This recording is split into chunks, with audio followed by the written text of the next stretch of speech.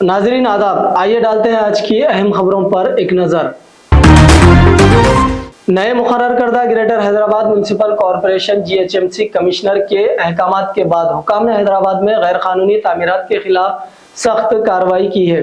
Corporation के हयात नगर circle के अहदेदारों ने इमारत के कवायद व जवाबित के खिलाफ वर्जी करने पर 6 इमारतों को सील कर दिया।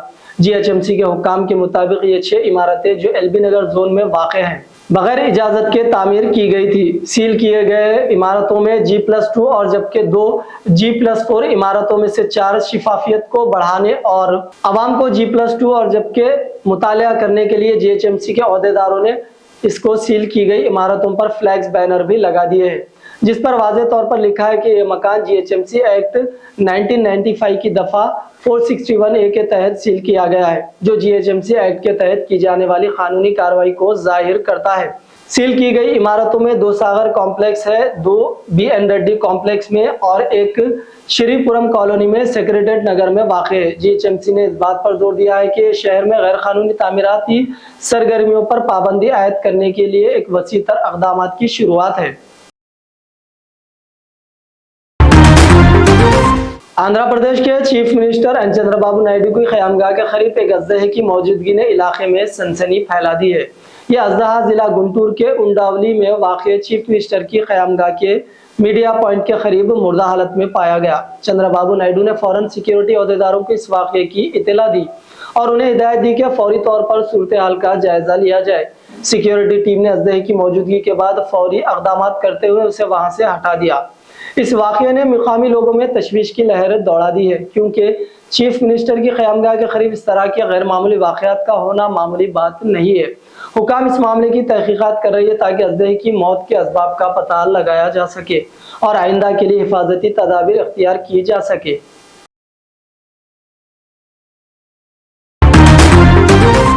झारखंड के असेंबली इंतखाबात, आज वजीर आला हेमंत सोरेन समेत 100 से ज्यादा लीडरान ने दाखिल किया पर्चा नामजदगी। झारखंड में असेंबली इंतखाबात के पेश नजर सरगर्मियां उरूज पर पहुंच गई। आज मुख्तलिफ सियासी पार्टियों के 100 से ज्यादा उम्मीदवारों ने अपना पर्चा नामजदगी दाखिल किया, जिसके सबब मुतालिका इलाकों में खूब हलचल देखने को मिली। शहरों से लेकर कस्बों तक पूरे दिन रैलियों और इजलास का सिलसिला जारी रहा।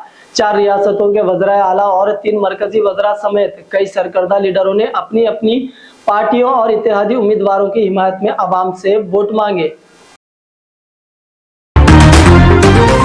कांग्रेस पार्टी ने जुमेरात को ऐलान किया है कि उत्तर प्रदेश के ज़मीनी इंतखाब में 9 नशिस्तों में से किसी पर भी मुकाबला नहीं करेगी। ये ऐलान all India Congress committee AICC के general secretary incharge Avinash Pande ने दिल्ली में एक प्रेस कॉन्फ्रेंस में किया, जबकि उनके साथ कांग्रेस यूपी यूनिट के सदर अजय राय भी मौजूद थे। पांडे ने कहा कि हम इंडिया ब्लॉक के लिए काम करेंगे और 9 सीटों पर इंडिया ब्लॉक के उम्मीदवारों की जीत को यकीनी बनाने के लिए सपोर्ट और काम करेंगे। इंडियन एक्सप्रेस ने मंगल को इत्तला दी थी कि कांग्रेस उत्तर प्रदेश असेंबली के ज़मीनी इंतखाबात से दूर रह सकती है, क्योंकि वो इन दोनों सीटों पर मुकाबला नहीं करना चाहती, जो इसकी हिंदुस्तानी ब्लॉक इत्तेहादी समाजवादी पार्टी SP की पेशकश कर रही है।